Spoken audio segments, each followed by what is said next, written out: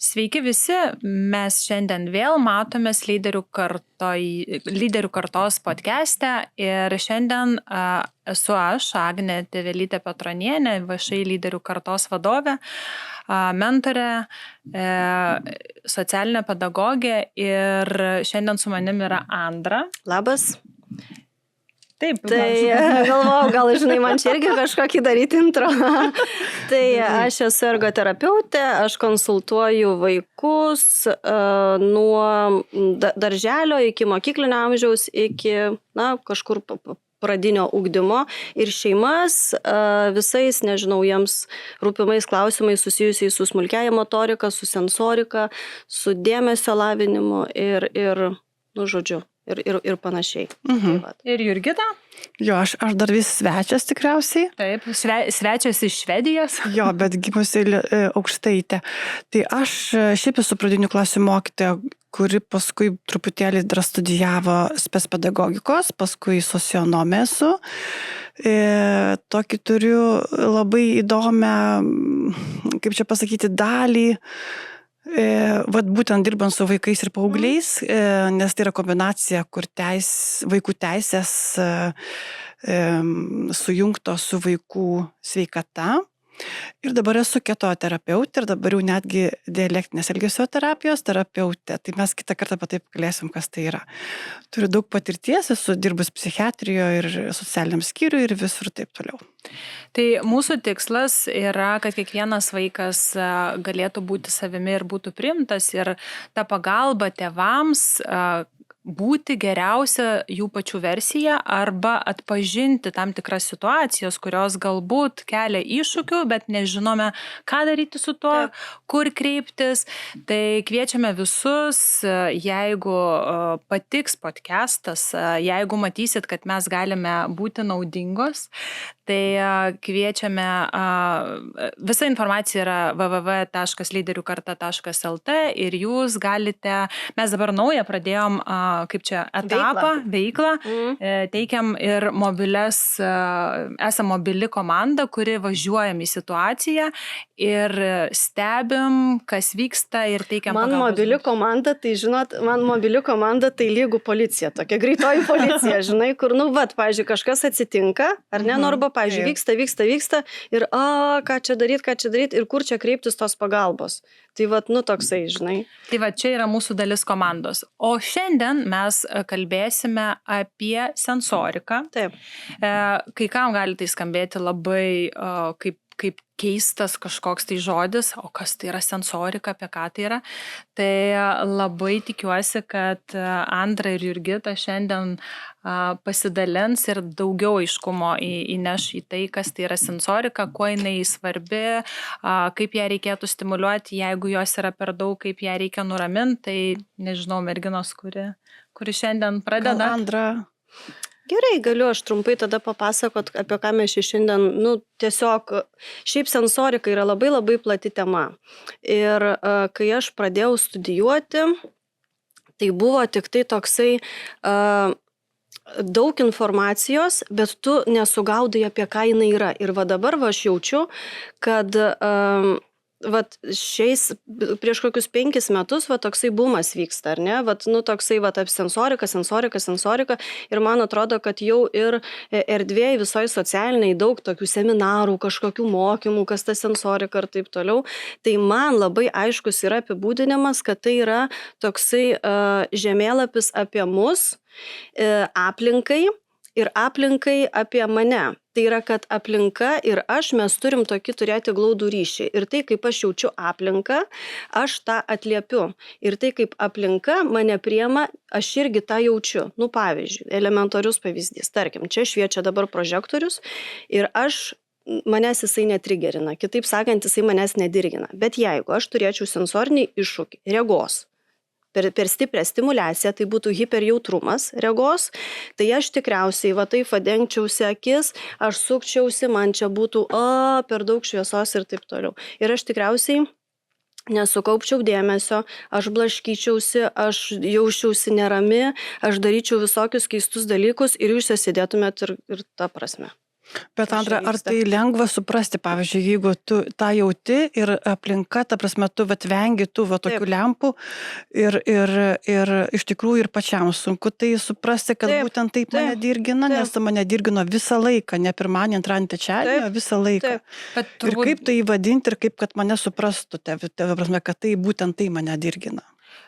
Tai tikriausiai, kad svarbiausia tai yra, aišku, bendrauti su specialistu, tai yra pirmas dalykas. Ir labai labai stebėti save arba vaiką. Tai mes dabar kalbam gal apie vaikus, nes mes kaip suaugę žmonės, tai mes save pažįstam. Ir tarkim, aš žinau, kas mane erzina, ką aš toleruoju, ko ne, ar ne.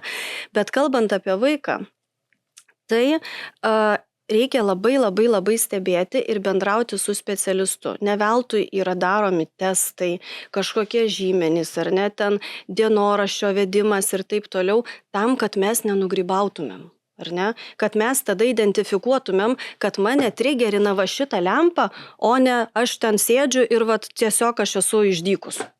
Bet ar gali būti tada, vat, tarkim, iš tos, vat aš mama, ne, matau, kad su mano vaikas kažkokioj aplinkoje arba kažkokioj tai situacijoje Taip. ten elgesi kitaip negu įprasta. Taip. Ne? Ar tai gali būti susijęs su sensorika? Taip, tikrai taip. Ir tai galėtų būti, ne, kažkoks tai dirgiklis aplinkos, kad man sunku susikaupti, man sunku...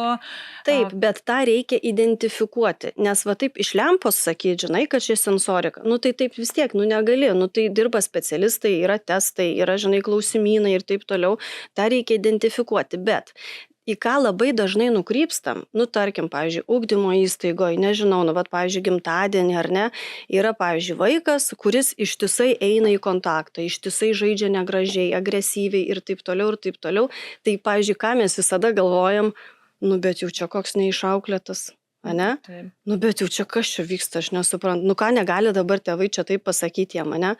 Bet ir kitas momentas, tai gali būti, kad čia yra sensorika, kad čia yra percepcinės sistemos, tas toksai trūkstamos pojūtis, kad man reikia kito žmogaus kontakto, kad aš pajaučiau savo kūną. Ir labai dažnai tie vaikai net mokykloje, tie vaikai, kuriems yra percepcijos sistemos tas hipojautrumas, jie būna agresyvesni, jie eina į didesnį kontaktą, jie, pavyzdžiui, toks net yra, eina, griūna. Toks yra, pavyzdžiui, eina, čiuožia, ne? Arba eina bampečiu.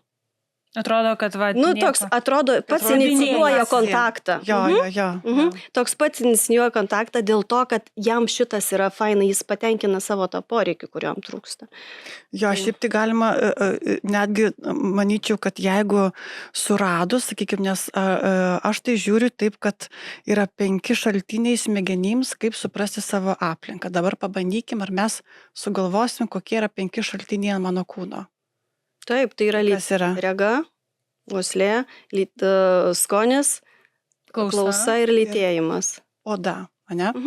Tai sakykime, jeigu mes, būtent ten yra, kaip tu sakai, tas variantas, kai lietimas, sakykime, vilnonių drabužių arba medžio, arba kažkokio tai daikto, kuris dirgina, tai aš turiu tokių pavyzdžių, kada mokinys neina į mokyklą dėl to, kad suola paviršius yra taip nemalonu, kad ta prasme, tu jauti tokį nemalonumą, kad tu nori pabėgti. Jo, nuo to. Ir jo negali tiesiog toleruoti. Jo, tai tai suprasti iš tikrųjų, nes kažkaip mes jau praeitą kartą kalbėjom, ta prasme, apie tai mes negalvojam pirmoje eilėje. Taip. Ir sakykime, tokį vaiką, turint kaip Adrina, kaip tu sakai, kuris tiesiog nežino, kurioje vietoje baigėsi mano kūnas. Taip. Aš nejaučiu. Tai man reikia liesti kėdę arba stalą, kad aš jausčiausi, kad, ta prasme, pajaučiau savo kūną. Jis ten baigėsi. Taip. Ir kai jį nuraminti, ką tada darom? Ką jis nori daryti? Tai jisai muistosi, jisai, žinai, ten toksai visas, nerimastingas, tada sako, ar tu gali nusiramint?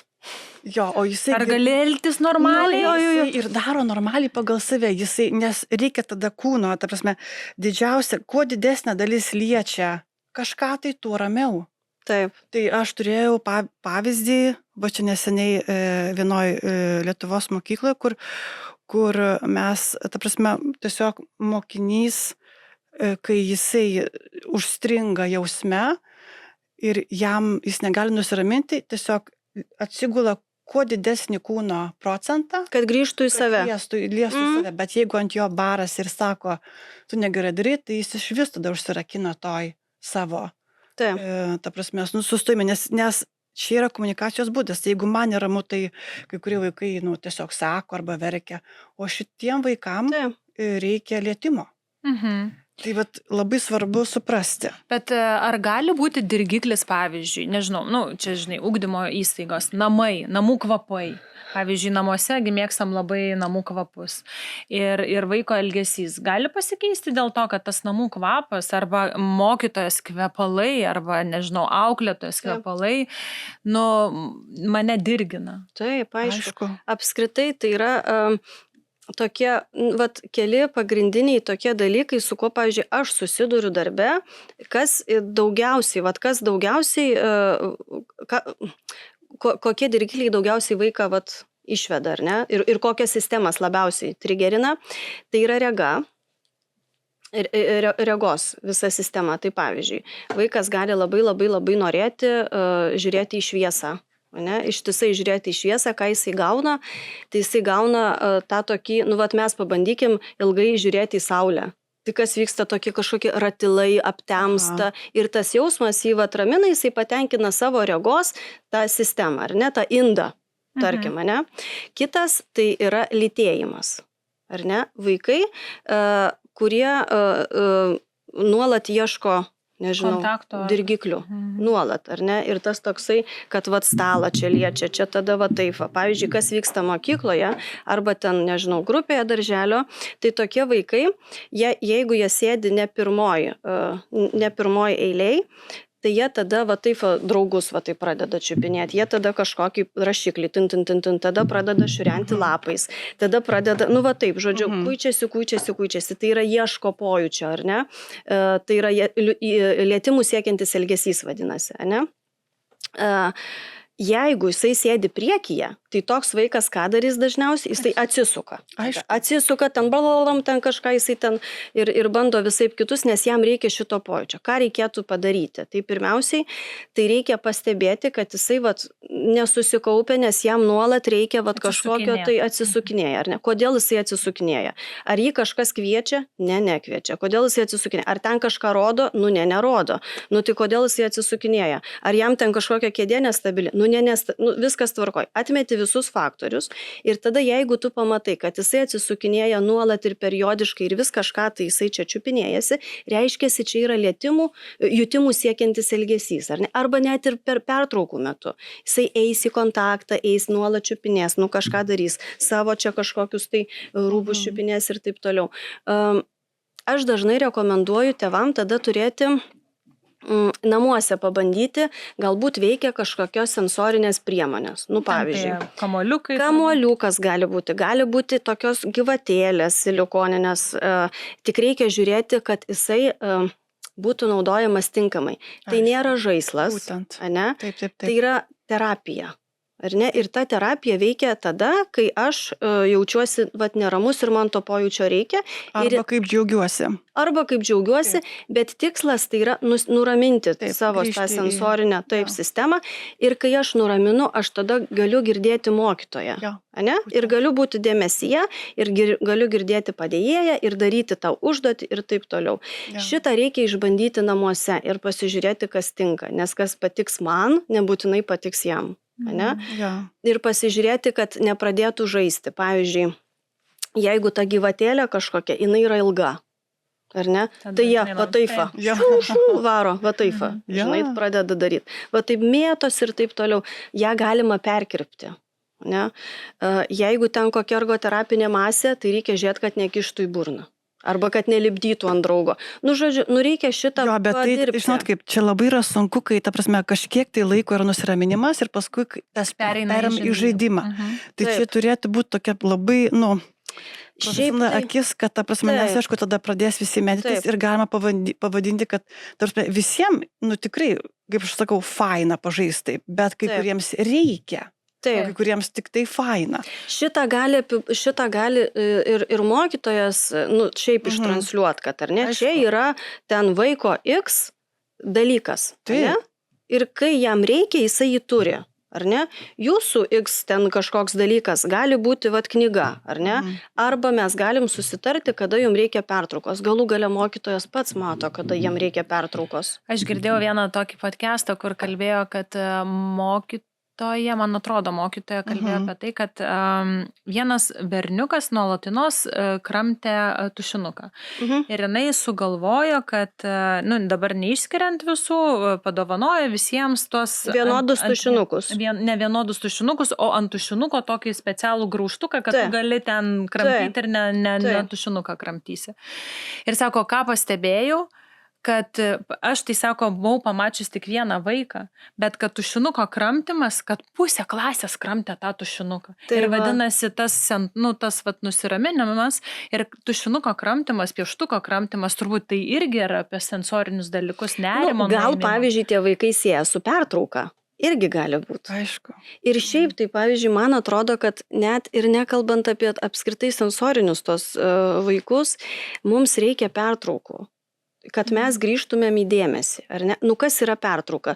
Dabar, kai pasakom pertrauką, tai tada visiems asocijuos, tai čia išeisiu, tai čia pavaikščiosiu, tai čia nueisiu į valgyklą, tai čia atsigersiu, tai čia balop, tai čia pažaisiu. Bet ne, pertrauka tai gali būti struktūruota veikla. Pavyzdžiui, atsimenat, aš darydavau šitus dalykus ir, nežinau, gal net kokioj 5 klasėje mūsų mokytoja lietuvių sakydavo, viskas pertrauka ir mes atsistojam, ten kažkokias ten rankytės pamankštinam, apsisukam, aplink kėdę apeinam ir čia jau yra pertrauka. Aišku. O pertrauka gali būti, kad, pavyzdžiui, vaikai, įvardinkite man, kas mato 3 arba daiktus, kurie yra aplinkui. Čia galėtų irgi būti pertrauka, ne? Taip, bet jos yra skirtingos. Ir pavyzdžiui, jeigu klasėje vaikų, tarkim, jeigu apie pertraukas kalbant, jeigu yra klasė vaikų, tai aišku yra fainiau, kai jos yra vienodos.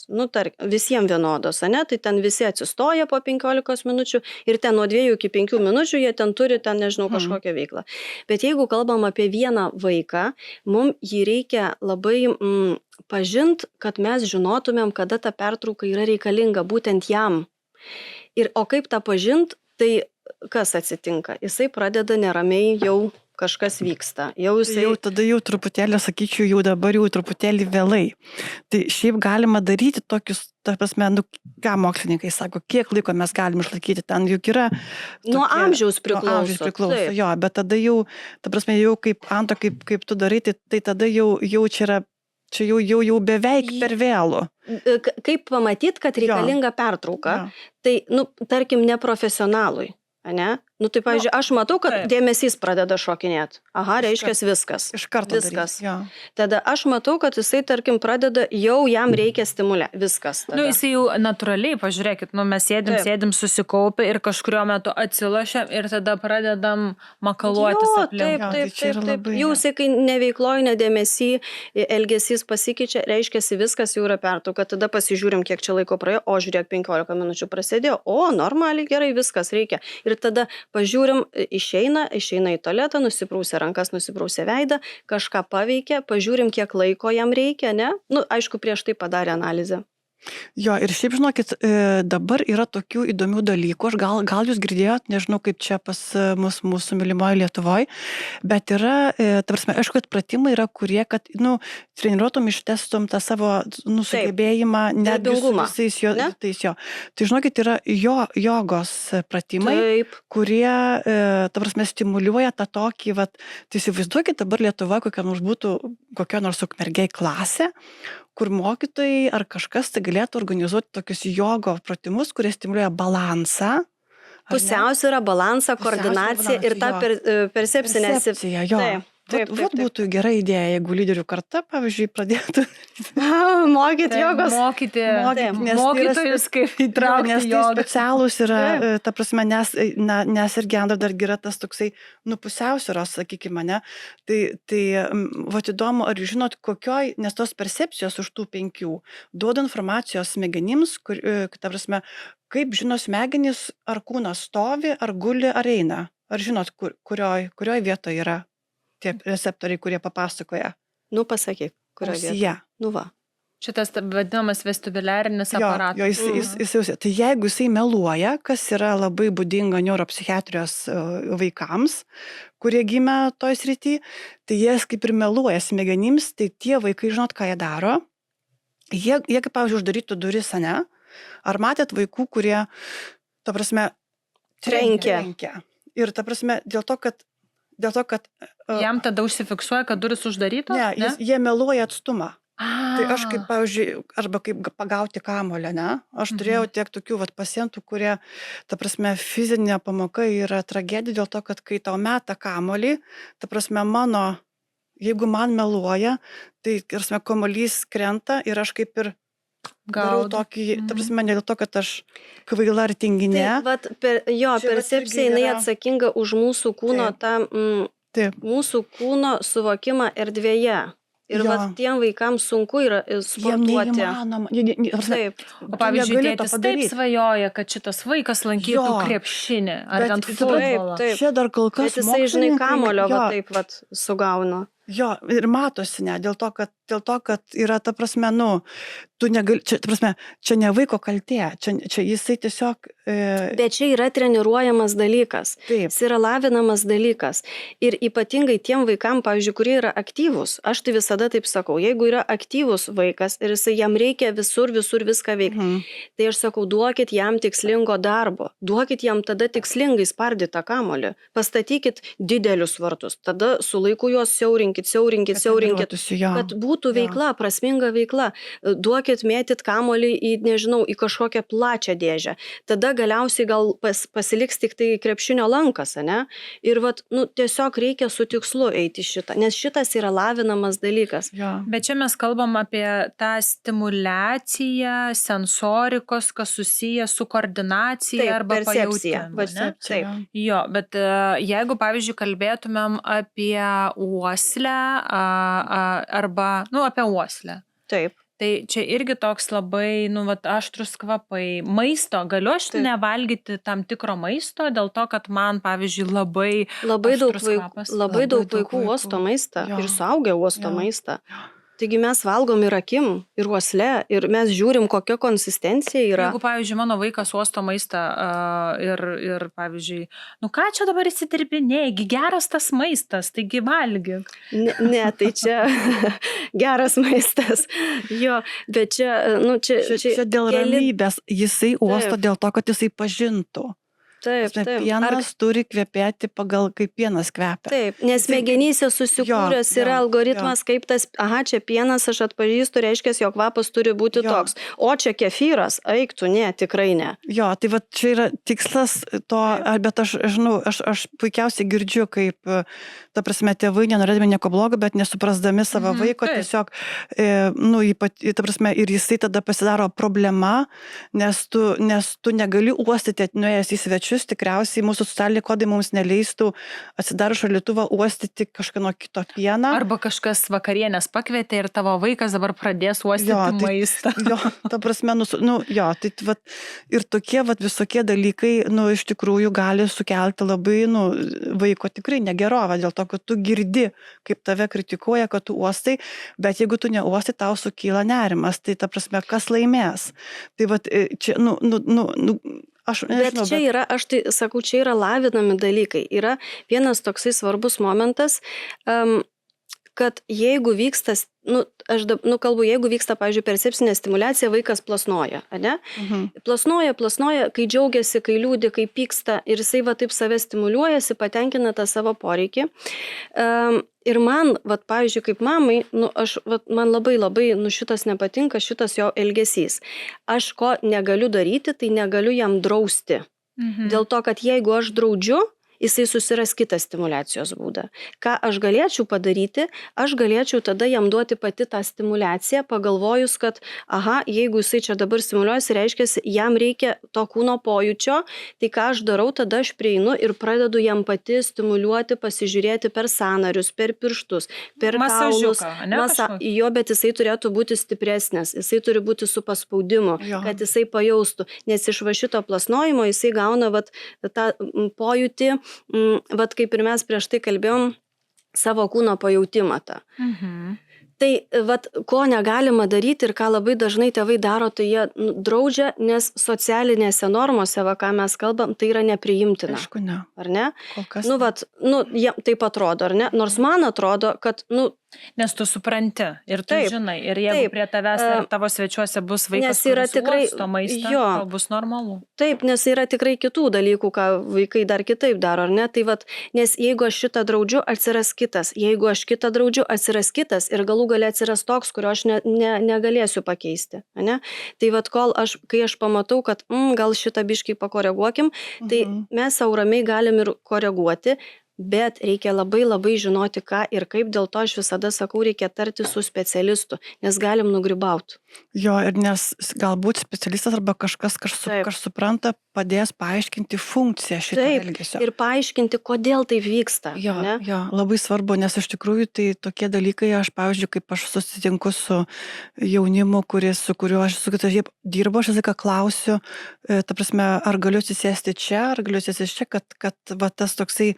Nes nežinai, kaip reaguoja. Jo, nes aš nežinau ir aš tai visą laiką vadinu, ta prasme, aš laiką, pavyzdžiui, sakau, ta prasme, dabar galvoju, kad aš atsisėsiu čia, ar tau tiks. Pavyzdžiui, visą laiką klausiu, ar galiu, kai su tavim kalbuosiu, žiūrėti tau į akis. Ar galiu. Ir tada, jeigu tas klausimas padeda tam, kas tai turi, informaciją, kad aš suprantu, kad taip gali būti. Taip. Ir aš iš karto tą vaikiną ar merginą patvirtinu, kad aš suprantu, kad tai gali būti ir man kiekvieną kartą tam, kas to nejaučia, nusijaus ir sakys, aišku, kad galit, bet tas, kuris jaučia tą nemalonumą, kai tave žiūri į akis ir taip ieško akių, jeigu tu nežiūri. Ir dar jeigu, pavyzdžiui, čia yra dienos pabaigoj, po mokyklos, ne? Tai čia jau yra, wow. Taip, ir dar Jo. ieško vis tų akių, nes per akis tiek daug informacijos, ne, ir jau tas indas būna perpildytas apskritai visų ten sensorinės informacijos. Bet aš, pavyzdžiui, galvoju, namuose, tarkim, turint vaikų, ne, ar aš galiu atlikti testą, nes man čia toks, kaip tą pastebėti, ne? Tiesiog, ar aš galiu, pavyzdžiui, nupiešti, nežinau, jeigu man nepatinka, kai mane liečia, ne, tarkim, mano plaukus, nes yra žmonių, kur tikrai nepatinka, ne, kai ten už peties, ten kažkaip, tai ten, nežinau, kad patapšnoja, ar atstumas kažkoks, tai ar aš galiu kažkokį testą atlikti ir, pavyzdžiui, paprašyti vaiko, gal tu gali ten raudona spalva, pažymėti, kur tau nepatinka, kad tau liečia, nes kartais būna, mes natūraliai ten vaikui ant galvos uždedam ranką arba jį prisiglaudžiam. Čia toks... Tai aišku, kad gali ir jeigu jisai sąmoningas, tai jisai tikrai pažymės, kad man nepatinka, kai tu lieti man galvą, dar kažką, pavyzdžiui, valytis dantis ir taip toliau. Bet aš noriu pasakyti tokį dalyką, kad tie visi sensoriniai iššūkiai, jie nekelia problemų ir mes jų visi turime tikrai ir konsistencijai, ir kvapui, ir ten taip toliau, bet mes prisitaikom. Ir mes iš tos aplinkos, kuri mane trigerina, mes išeinam. Ne? Arba mes, pavyzdžiui, jeigu man smirda tas hiacintas, tai aš jo niekada gyvenime nesodinsiu. Ne? Arba ten, pavyzdžiui, jeigu aš negaliu toleruoti tamsos ir kai prie manęs sėdi daug žmonių, tai, pavyzdžiui, aš tikrai į kiną gal neisiu. Ne? Bet aš šitą suprantu. Ir aš tada sąmoningai vengiu tos aplinkos. Ne? Bet kai vaikas šito nesupranta ir mes nesuprantam, kas vyksta, tai tada labai, nes tų aplinkos dalykų jų yra daug. Ir tada labai sunku yra atmesti pačiam tėčiui ar mamai, labai sunku atmesti, nes jisai tiesiog elgiasi ne taip, kaip aš norėčiau. Ir va tada atsitinka ta stigma. Kad neišauklėtas, čia nesąmonė kažkokia, neklauso, kas čia dabar tokio, čia gimtadienio šventė, čiagi klounas pakviestas, taigi taip fainai, ar ne? Nesvarbu, kad toj gimtadienio šventė jisai visas sėdi va toks išsigandęs, nes vaikų chaosas, triukšmas, spalvos, kvapas ir akis dar raibuliuoja ten nuo balionų ir dar ten konfeti visokių ten. Tai jau jam tiek tos informacijos. Eigi žai su vaikais, ko čia sėdi Taip, dabar? ir va tada tas breakdown, tas toks, krenta ir tai va čia jau būna jau ledkalnio viršūnė. Tai aš ką noriu pasakyti, kad aišku, kad galima su vaiku sąmoningu, kuris kalba ir išreiškęs viską, ar ne, galima šitą išsiaiškinti, bet šiaip tai, kas padeda, tai padeda stebėjimas ir stebėjimas, kas jį ramina, kai jisai būna susierzinęs ir su kuo jisai žaidžia. Nu ir tarkim, jei, pavyzdžiui, žaidžia su mašinytėm, o kaip jisai žaidžia, važinėja va taip, va. Važinėja ir žiūri, pavyzdžiui, kampu, žiūri, kaip sukinėjasi ratai, va taip, va. Tai jisai nežaidžia, jisai stimuliuojasi. Jisai žiūri kampu, jisai stimuliuoja savo regą, nes ratai sukasi, ne? Ir viskas, jisai nežaidžia. Bet tikriausiai iš tikrųjų tas klausimas labai gerai paklaustas. Tai tikriausiai pirma būtų, kad, vat, kaip Andras sako, kad iš vis, kad toksai dalykas yra. Jo, nes mes labai dažnai tėvai nesuprantam, čia įsidirbinėjimas, manipulacija, čia tas vaikas tiesiog kažkaip čia elgiasi. Ir čia vat, tada reikia būti tokiam kaip ir, nu, kaip čia pasakyti, nešokinėti, nes jeigu paprastai yra kombinacija, jeigu yra jautrumas sensorinis ausyse, tai labai dažnai būna kažkur dar kitur. Aš niekada neturiu per 20 metų galbūt sutikęs vaiko, kuris tik tai turi vieną, niekada. Yra kombinacija, nes tai yra kitokia nervų sistema. Tai radus vieną, tada galima ieškoti, jeigu vaikas labai, pavyzdžiui, reaguoja į šviesą, tada galima ieškoti tos 5 atsiminti ir, kaip Andras sako, stebėti. Nes tai yra 5 + 3. Jo. 5 matomus, ane, va šituos visus, tai ten rega, uoslė, skonis, klausa ir taktilika. Ir yra taip, interocepcija, propriocepcija ir vestibuliarinė sistema. Tai dabar iš žmonių kalbą išverskite? Tai ką mes sakėm? Ta prasme, reaguoja į kažkokius tai žvilgsnio nemėgsta arba neišlaiko, arba, ta prasme, nestreso situacijoje, bet normaliai tokia, ne? Išeina, ta prasme, kai kvapas kažkoksai, tai uosto maistą, uosto drabužius, uosto... Arba valgyklai va taip va eina, ne? Arba neina į valgyklą valgyti dėl to, kad ištisai kvapas jam... Maistas, mes kalbėsim kitą kartą apie tai, kad ta prasme turi būti spalvos ir visa kita. Ir tas toksai, va, reiškia, pusiaus yra visas tas tie 3, kur Andra pasakė, tai yra, ta prasme, viskas yra, kas yra, kaip kūnas save veda, kaip jisai balansuoja, ar gali nuo kojos stovėti, ar gali, ta prasme, peršokti, ar supranta, kaip perlipti per tokią, va, žinot, kaip būna šokdynės, ne? Ar virvelė, savo kūną perkelti per, nes jeigu yra sutrikęs, tinkamai mokosi judesių, ar, nu, kaip tinkamai, ta prasme, ar jisai išmoksta pastovėti ant vienos kojos, ar jisai kopijuoja judesius. Mes tikrai matom, pavyzdžiui, vyksta šokių pamokėlė, ar ten kūno kultūros kažkokia tai vaikam, ir visi sinchroniškai juda, o vienam neišeina. Visiškai neišeina. Ir tada jisai atsitraukia ir mes tada sakom, atėjai. Tai dabar tu pasakėjai kiek? Pamiršau odos, kur sakiau, kad kur ne visus drabužius, arba visos, kur, žinot, kaip būna tokios kainos. Etiketės, kur reaguoja, arba prie nykščio yra, kur kojinių toksai, žinot, prisiūta kažkas. Toksai, nes nesinori autis, ta prasme, arba tai čia tik tai pavyzdžiai, čia tik tai tokie bendriniai pavyzdžiai. Bet aš norėjau, kad tuos vidinius. Ištvers. Interocepcija, tai yra vidaus organų visa veikla, kurios mes paprastai nejaučiam. Pavyzdžiui, žarnyno veiklos, ar ne? Nu, tarkim, mes nejaučiam, ne? Tai vat, kartais tai būna, kad tie vaikai, kurie turi interocepcijos, ten tos sistemos kažkokių tai iššūkių, tie vaikai arba sąmoningai, pavyzdžiui, užlaiko tuštinimąsi. Taip, ne? Labai dažnai būna. Labai dažnai. Ir šita problema tikrai dažna. Ir tada, kai jisai užlaiko tą tuštinimąsi, tada atsiranda išorėje kitų problemų. Jisai, pavyzdžiui, gali būti save žalojantis elgesys, nes jisai jaučia spazmus ir taip toliau.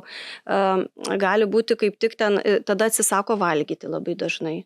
Reaguoja į skausmą visai skirtingai negu kaip kitas žmogus. Ta prasme, arba iš vis nereaguoja, kraujas bėga jokios reakcijos, arba visiškai panika ir nes mato spalvą, bet nejaučia, kad taip skauda, kaip ta prasme tokie dalykai. Percepciją mes pakalbėjom, manau, kad čia pakankamai plačiai, o dar kas buvo vestibulinė sistema. Tai mūsų pusiausvyra, koordinacija, tai yra, tarkim, tie vaikai, šiaip reikia pasakyti taip, kad visos šitos 8 sistemos, jos gali turėti hiperjautrumą, ar ne? Tai yra tokį perdėtai išreikštą jautrumą, ar ne? Arba hipojautrumą, tai yra nepakankamai išreikštą, ar ne? Nu, tokį, arba per mažai. Taip.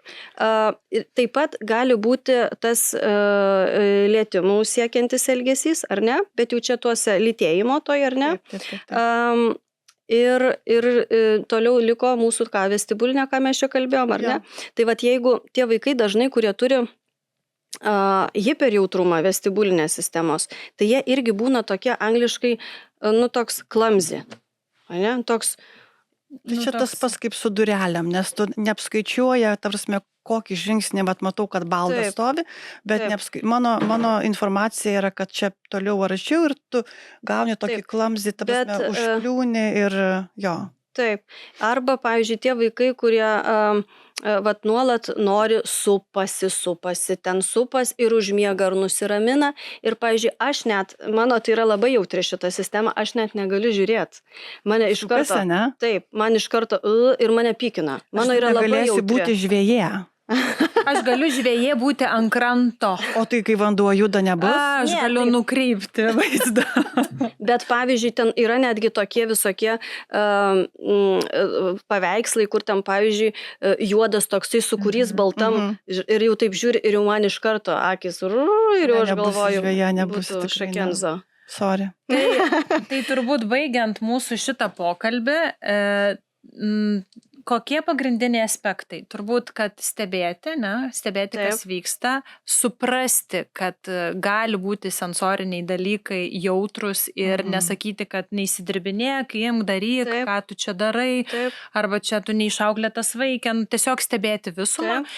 Ir visą laiką pasikonsultuoti su specialistais. Tai visus kviečiam, jeigu jums kyla iššūkis, arba jūs neiškumas, arba jūs nerimaujate, tai kviečiame visus pasikonsultuoti su specialistais arba kreiptis į mus ir visą informaciją rasit www.lyderiukarta.lt ir ačiū Jums už dėmesį. Iki kitų kartų.